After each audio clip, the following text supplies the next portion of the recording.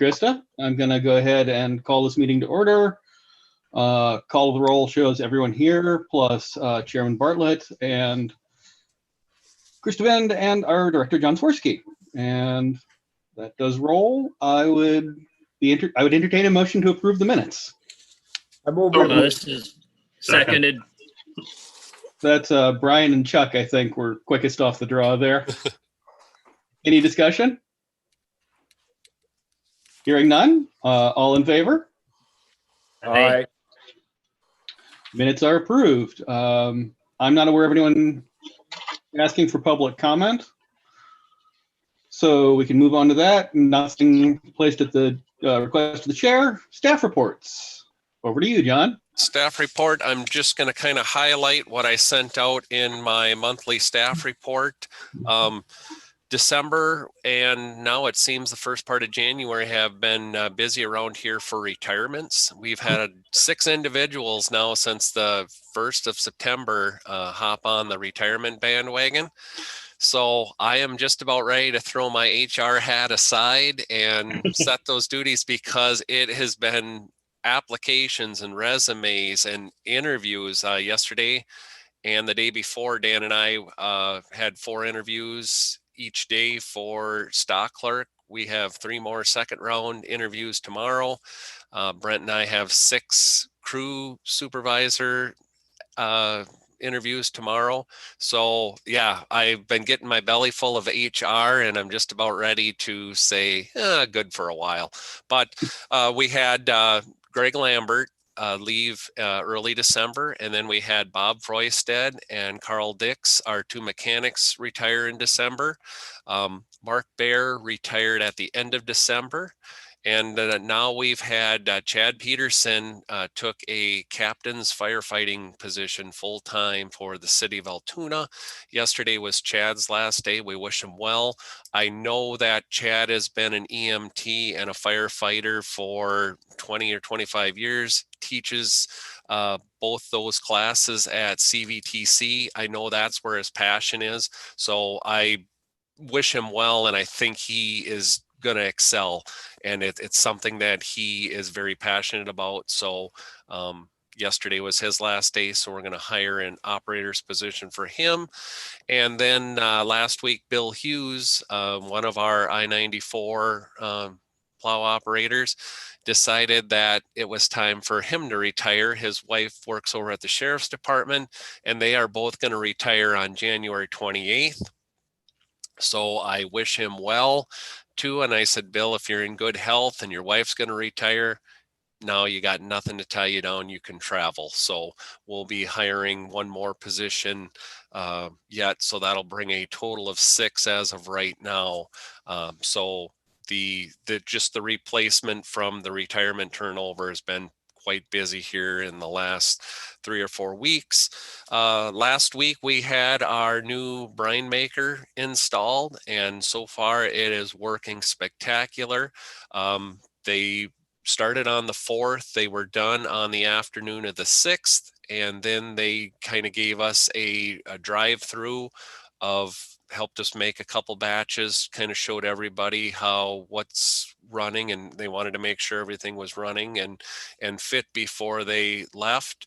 Right now, I don't want to curse it, but it is running absolutely perfect, and it has met or exceeded our expectations. In order to get this thing up and running, we moved it to the southwest corner of the back shop versus the northwest corner where the old one sat with the tanks. In order to do that, we needed to relocate some of our water supply line and some electrical. Originally, we had a couple contractors come in here and give us bids. Scott Nabefeld and I kind of walked through with them. And then when we kind of had sticker shock from the numbers, Scott says, you know what, our facilities guys are more than capable of doing this work. And our Henderson was shut down, who produces the brine maker, and that gave us about another 10-day window of getting the work done. Our facilities guys ran the brand new 2-inch water line, the vacuum breaker, got everything plumbed in, and it's such a professional job. I'm pretty proud of the whole crew. And then they followed up with running the electrical out of we have a sub panel with a number of spaces available in the breezeway between the tire room and the wash bay. They ran conduit out of there, ran it on and mounted it to the bottom of the precast beams and put in the 3 electrical lines that we needed. Put the restraints for the cords from the ceilings, and then when the brine maker was here and installed, came back and hooked it up. They've done a wonderful job. We've done it in-house and at a fraction of the cost, and I believe their work is as good or even better quality than we would have had a hired contractor. So shout out to our facilities guys. Scott, we have just an awesome relationship. If he needs something from highway, we send some stuff over there. If they need a backhoe or a hand, I know we assisted in the removal of the flag poles down at the old government center. And then when we need something, they hung all the lights in the White House and the new shop lights here. And then they put the new lights in at the North Shop here at the beginning of December. It's been a fantastic working relationship, and these new guys everybody has stepped up to the plate over there, and it's nice to have stuff done on schedule and be able to work in-house together. So shout out for them, but that brine maker is working spectacular. What I'd like to comment on is we've had a mild winter here. I have one hell of a salt sand pile out back, and Dustin and I were just talking about the other day, we might have to go get a big roll of silage plastic, but if we got to cover it once in 10 years, it's not going anywhere. We'll get it all covered up here in April, and it'll be ready to go for next fall if we don't use it. So enjoy the mild winter. It's just been, we're going to have a hell of a stockpile of plow blades. Obviously, we're not burning fuel. We're not spending a lot on overtime. So the weather has finally turned tail on us, and it's kind of paying us back for torturing us the last couple of seasons. So should have a heck of a salt pile and a salt sand pile in here.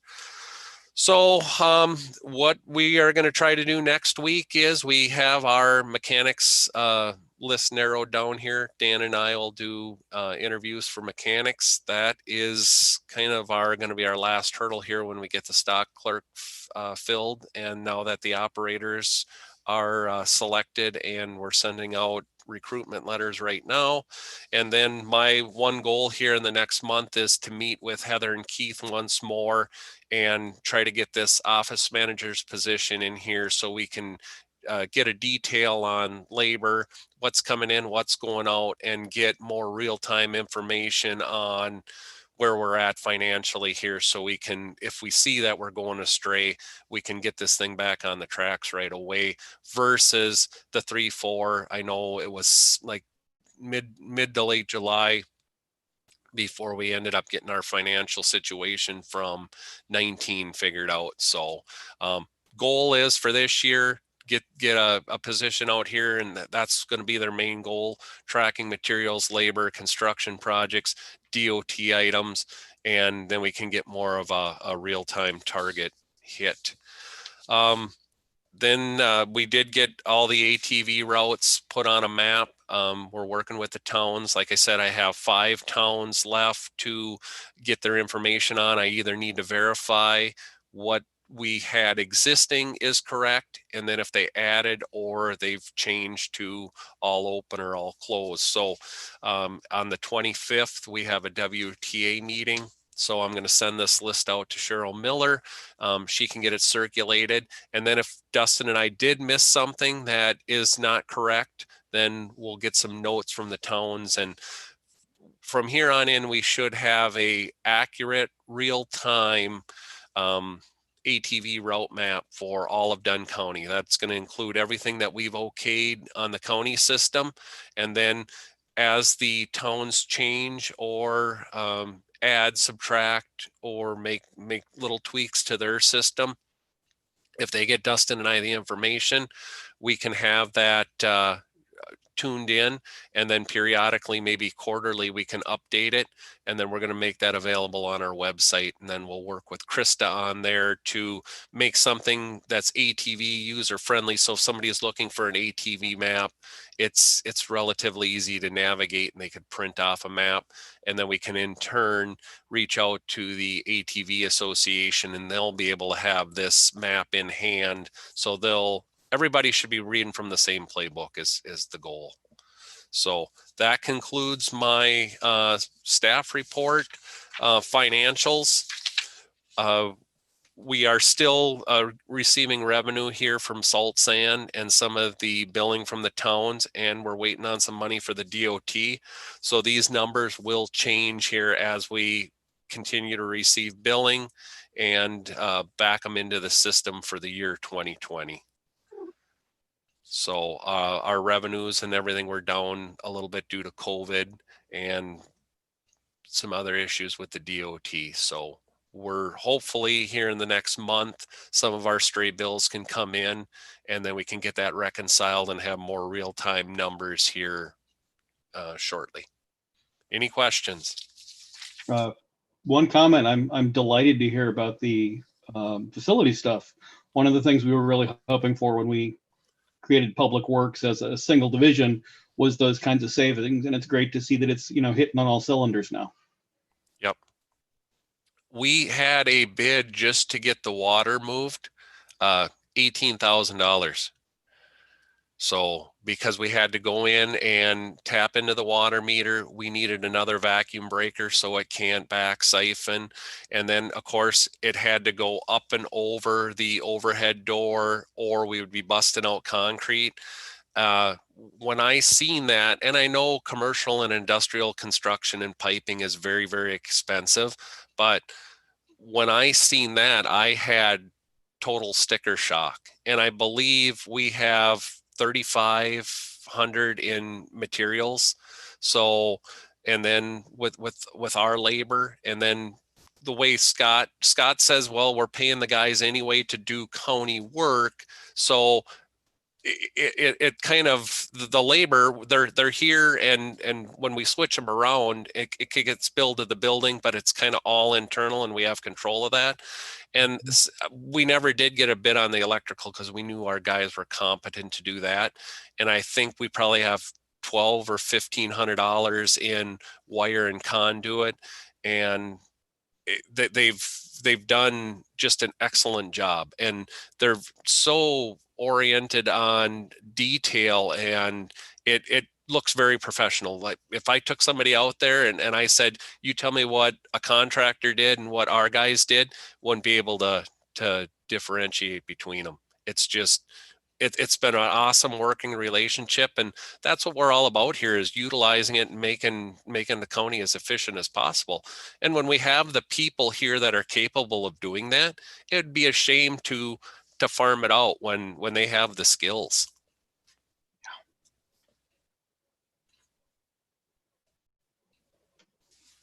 Anybody else?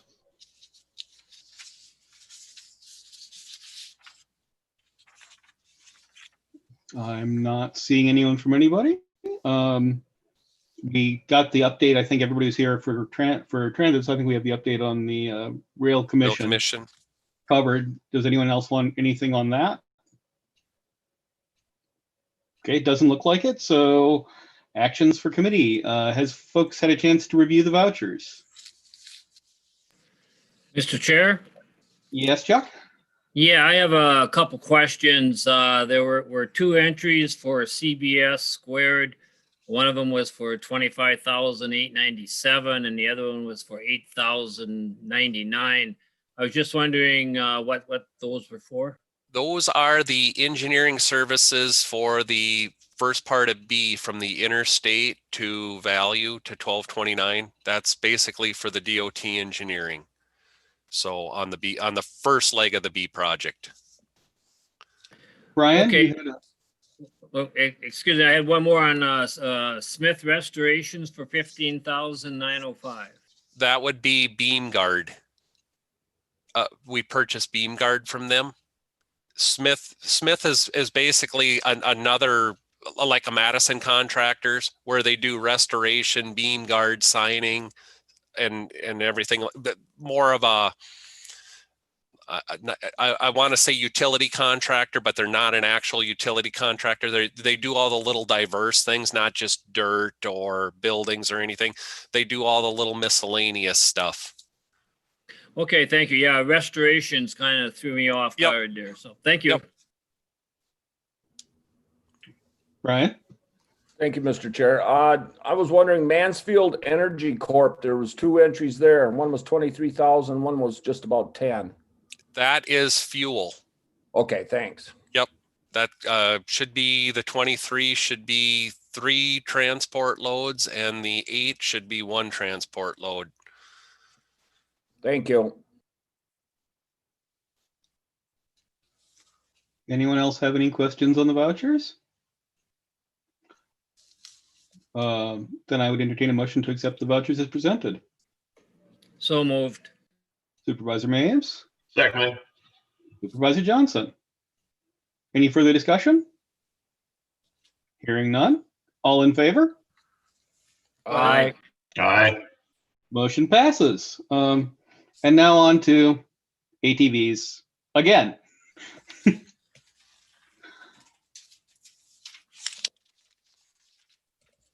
Over to you, John. Okay, so if everybody looks at, well, first let's go over the trail map. Dustin did an awesome job of overlaying what we had on the county system, added to what we've done in recent years. And then he went and got all the information that we had from the counties. So as of right now, with the exception of Wilson, Elk Mound, Lucas, Weston, and O'Galley are the only ones that we need verification that there is an update or not an update. So I'll reach out to them at WTA. But as of right now, what you guys see on this ATV map for Dunn County is in our eyes the most accurate map that we have. This is what we have verification that's been approved by the town boards and the county board. So any questions on that map?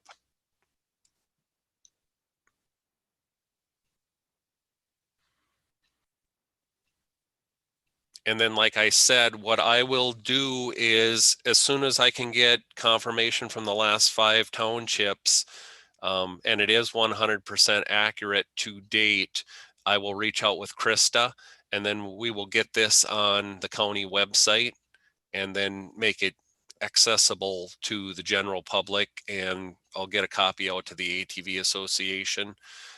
So it's readily available. If anybody has some questions, this should be gospel. If anybody wants to know what's opened and it's gone through the legal process, this will be golden. Excellent. So then if we go on to our spreadsheet, basically those 16 segments are what the ATV Association requested in October of 2020. So as we go down the list, you'll see anything in red is what does not meet our current criteria. And Kelly, I will get you and Supervisor Bauer the information of the actual, and I actually will send that out to our group, and I'll probably send it out to Eric Schultz from the Dunn ATV Association, so everybody will know when we make a decision on a trail, this is the criteria that we've gone with in the past, and unless we make changes to that criteria, this is what we're going to hold the trails to as of right now. So I will get a copy of that out to everybody. I'll get it also to Supervisor Bauer, and then I'll get it out to the Dunn ATV Association.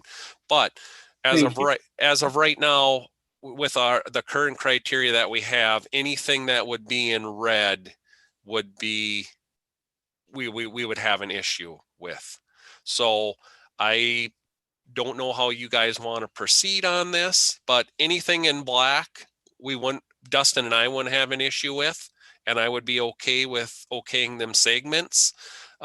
Anything in red does not stand up to our current criteria. So that's where we would have an issue unless you guys would like to change that criteria. Mr. Chair, Supervisor Johnson? I have a question on number 8. From what I understand, John, last month, we thought that was all right, but I see now it's in red. Yep. And then I believe it's number 12. From what I understand, the group said there was a mistake or something, and that was not what they had asked for. From what I Okay. understand, I got a call from one of the members of the group, Colfax Rolling something or another. I'm sorry, I forget what the name of it was. It's like Rolling Hills or Yeah, something like that. you're right, John. Yep. They were looking to go from 810th Avenue to 860th Avenue on County Road M for only 1.7 miles. Okay. Because I know the original request went pretty much all the way up M for a Right. total. And if that's not what they anticipated or were requesting, then there was some miscommunication with the mapping. Yeah, that must have been it. I believe there was some miscommunication between the various ATV groups. Now, do we want all these the little sub or satellite ATV groups? Do we want them to go through the Dunn ATV Association? Or do you want to deal with, let's say, 12 or 15 little facets, or do you want to deal with one? My general feeling would be that we are much better off getting them to consolidate and do it as one single unit, but I am open to discussion on that. Anyone else have opinions? I have to agree. But from what I understood, they did go through the county, just the one, but it got goofed up for some reason. Okay. And maybe I'm wrong. I don't know. Did they call anyone else? Yeah, my understanding was that the local group had asked for that shorter segment, and then the overall group had knocked it out to that 7.5 miles. So this would be one of those places where I'm not sure whether there was a miscommunication between the two groups, or simply the larger group wanted the longer segment. But that's more or less, I think, an internal conflict for them. Given that this is the first time this has happened, I could certainly see making, at least discussing an exception on a shorter segment of that. But again, I'm very reluctant to open us up to 16 different requests coming in at different times. Yeah, they reached out to. Whoops. Go ahead. Yeah, they reached out to me too, and like I say, it seems like it'd be a lot easier just going through one organization than 16. That could be a lot of give and take on that stuff. So, but they did want just a 1.5 miles according to what they told us. So. Yeah, the proposal that I have here in front of me with their request is County Trunk M, length of proposed route. They have 7.5 miles, starting at 40 and ending at 690th. So I think now when I look at the map, boy, yeah, it's not 7.5 miles on the map. So that might be, they might have had a typo on their.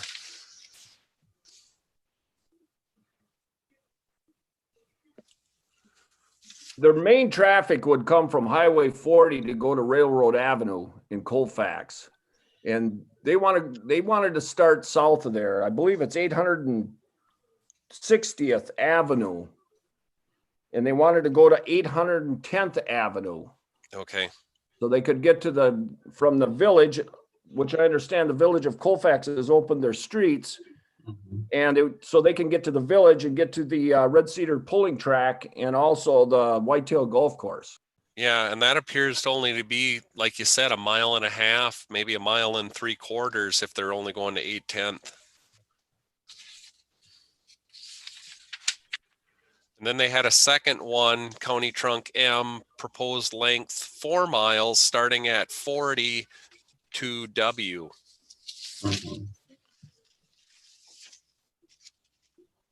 Basically going north from 40 all the way up to W then. Correct.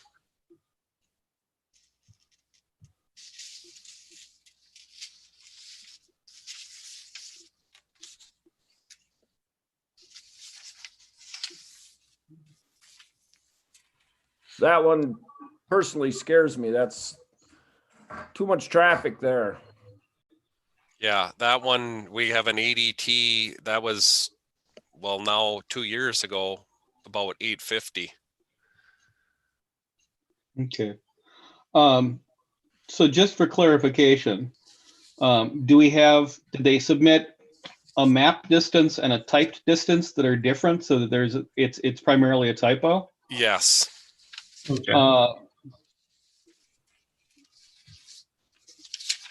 Does anyone want to, I mean, you haven't assessed it for that length.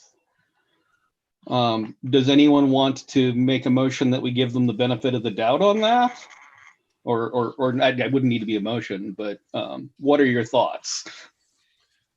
I guess I would like to hear what John's thoughts are, because he evidently was thinking it was the 7.5 miles and said no to that.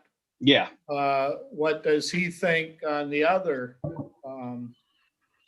If they, I would have no problem with from 40 to 8/10. You know, that appears to be about 1.5 miles, 1 3/4 here, just from glancing at the map. I wouldn't have a problem with that. And I guess if we would change the route description to reflect that, that's essentially what you guys are approving. So if we go from 40 to 8/10, that's where we're locked in. If we would agree on the trail description, and that's golden.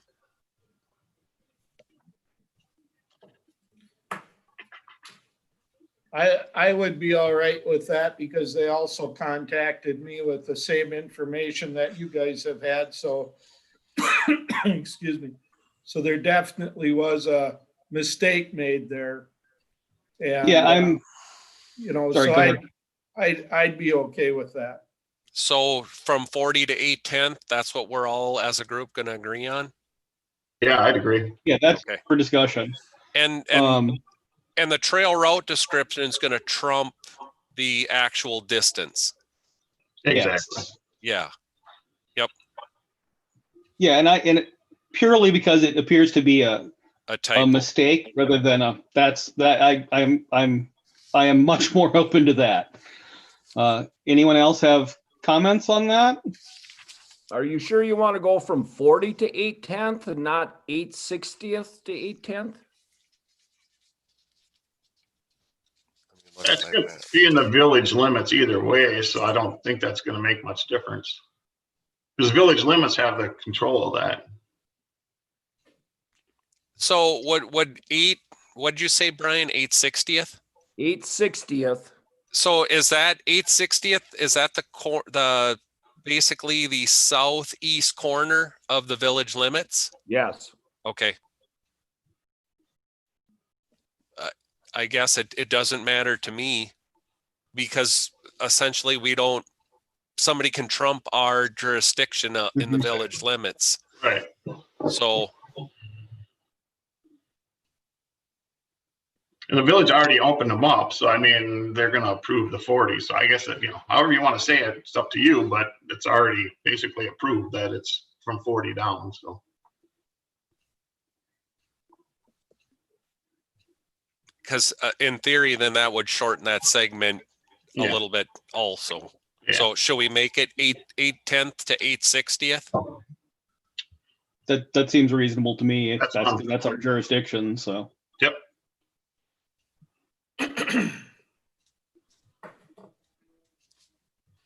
okay, so we're now going to treat segment 12 as that amended much shorter distance. Yep.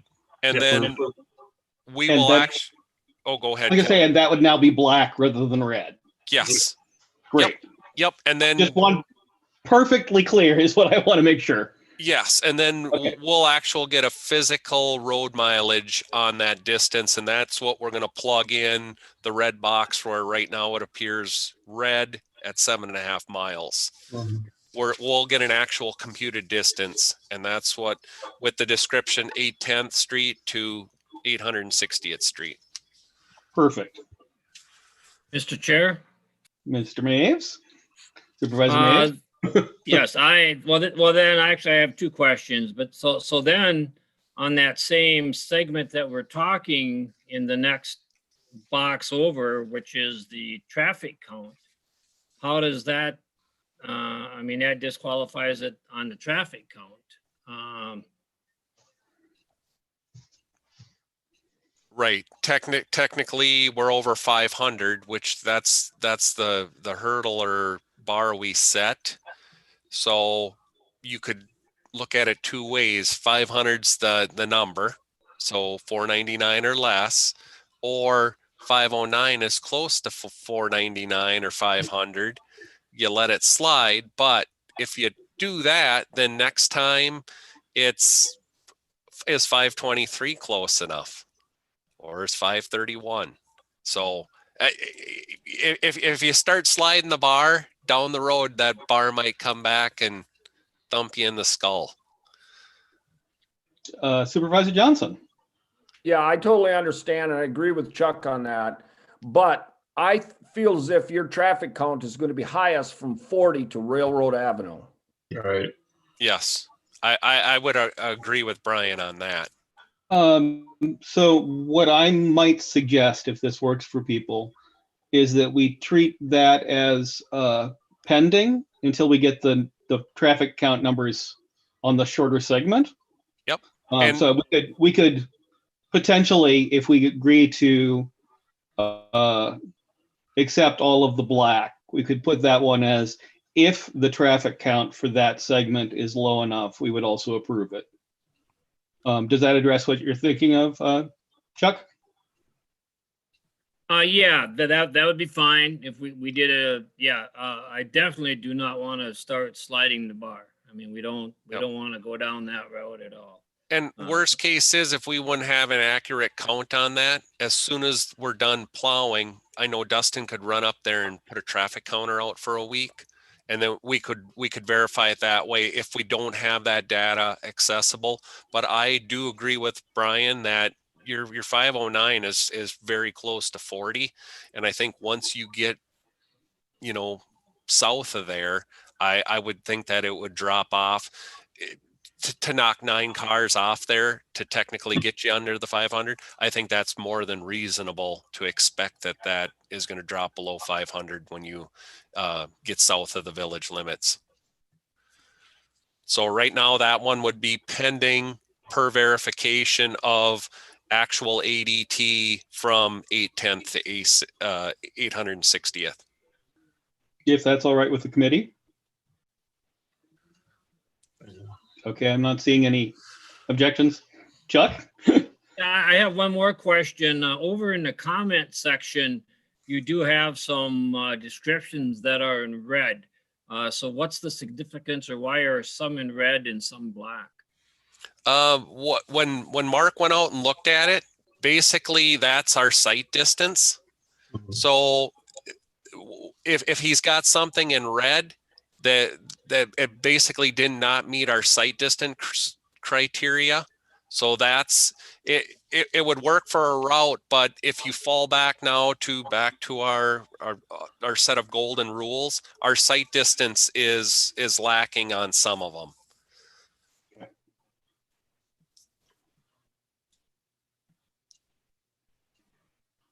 So as you can see, when you come out on the one leg, for instance, on 16, you got 1,000-foot sight distance on 350th, and then you got 1,000 feet there on the east, and then on 360th you got 1,000-foot sight distance to the north. But now we only have 313 feet to the south. So if you're going to include that leg, there's one part of it where our sight distances is below our criteria.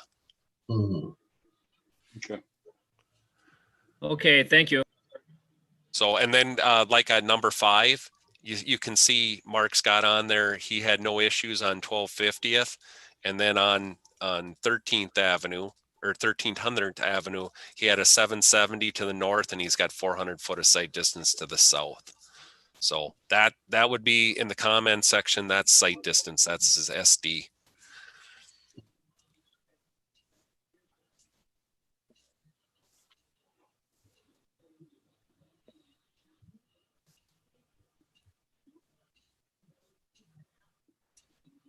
Okay, so we're looking at, I'm just trying to scan down for black all the way across, because I think the sight distance is not something we want to violate either. Certainly not something we want to change in the middle of a proposal. I'm seeing 5 segments that are fully black, plus that Colfax section pending, the shorter Colfax section pending traffic, which would give us 6 in the black of the 16, and then obviously 10 that fail on one of the tests. So we would have 9, 10, 12 is pending, 13, 14, 15 are good.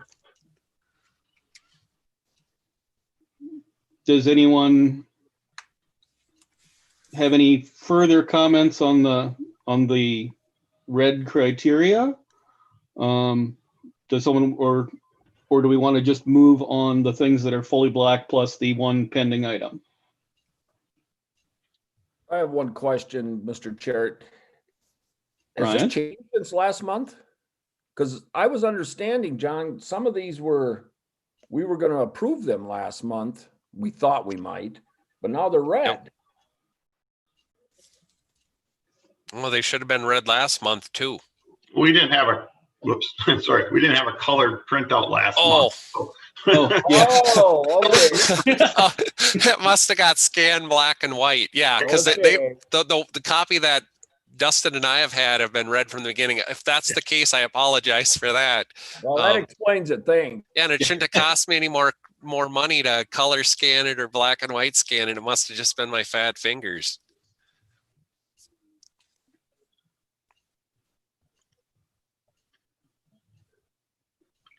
Any further discussion?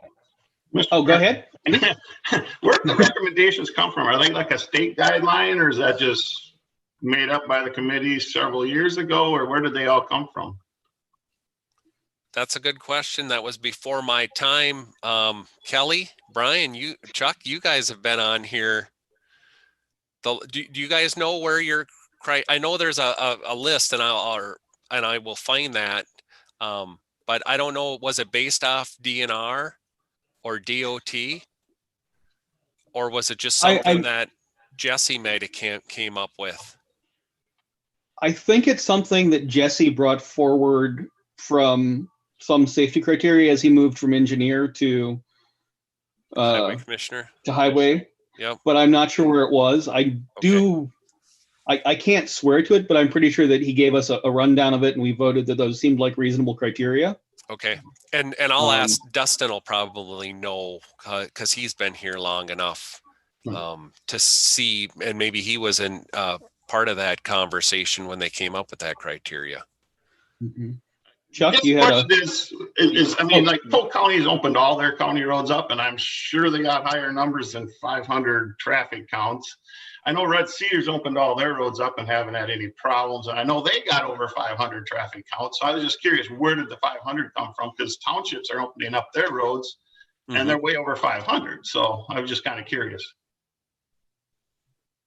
Yeah, I'm not sure. Chuck, did you have a Yeah, I was just going to agree with what you said. I believe that was a recommendation from Jesse based upon engineering statistics and site distances and traffic counts. So I think your description was accurate.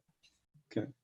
Yeah, and if we want to reopen that particular box, I would be open to having that discussion at some meeting where we've got it on the agenda and have had time to look into it. So if people are interested in taking a look at those numbers again, I'm certainly open to that discussion. Does anyone have an opinion on that?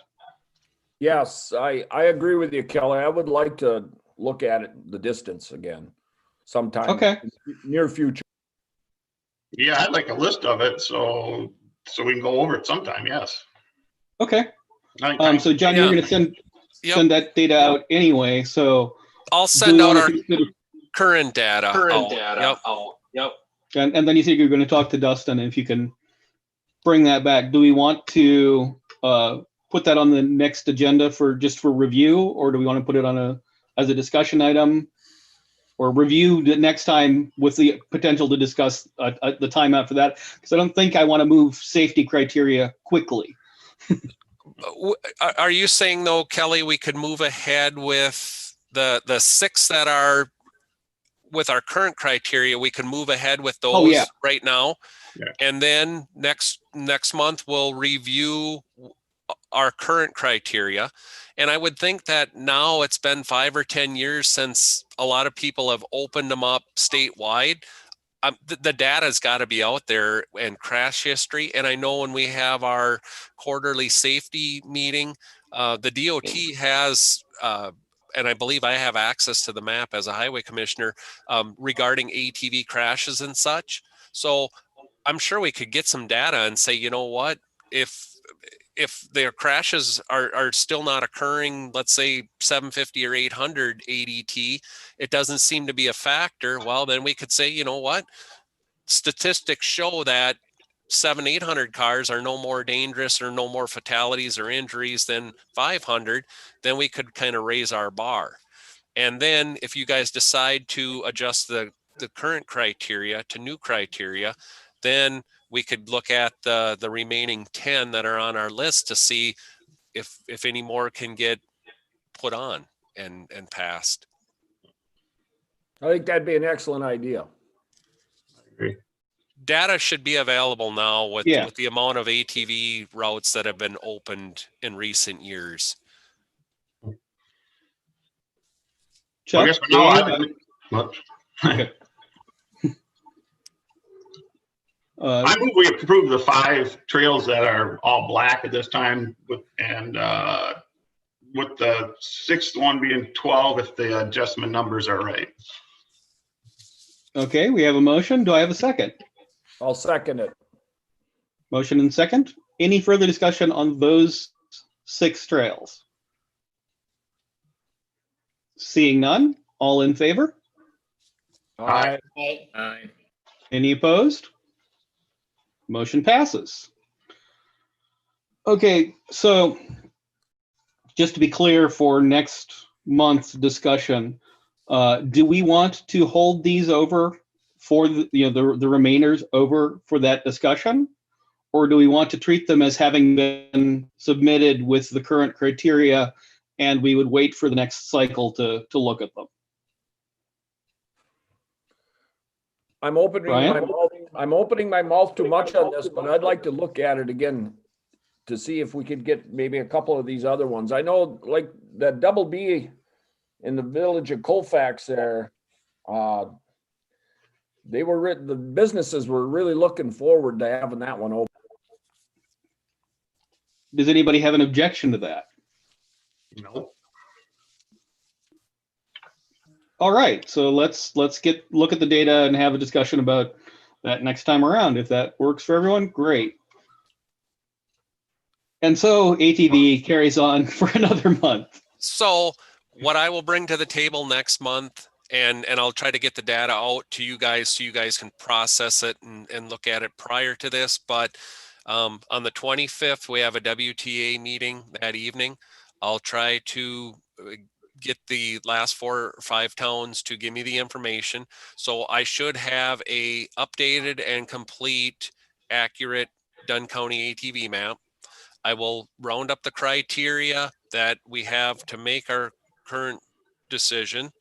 And then I will find out where that basis came from. If it's from the DNR, from the DOT, something Jesse just pulled out of a hat, or there was a discussion, so to speak. But I'll find out what the basis was for generating the current criteria, and then I'll try to find out, based on current information and current data that's available, what we could adjust our criteria to if we do change it. That sounds great. Anyone have any last notes on ATV? Okay, then we are closed up on the ATV for this meeting. No resolutions and ordinances. Next meeting will be February 10th. Okay. Does anyone have anything else they need to add? Seeing nothing, we are adjourned. Thank you all.